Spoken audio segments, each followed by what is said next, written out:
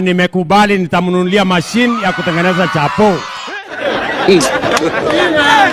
Kumbafu nyinyi. Think twice. Think twice.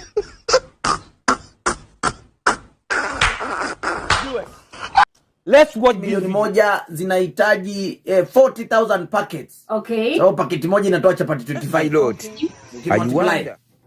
Consumption per day 10.2 million, per week 71.9 m, per year 2.5 billion ya chapati pale tu kwa mashule zetu. Hapo hujaweka transport, hujaweka labor, hujaweka kila kitu, hujaweka kupika. Hujaweka chochote, lakini chapati pekee yake. If you don't get it, forget about it. So chapati zipikiwe pia raia.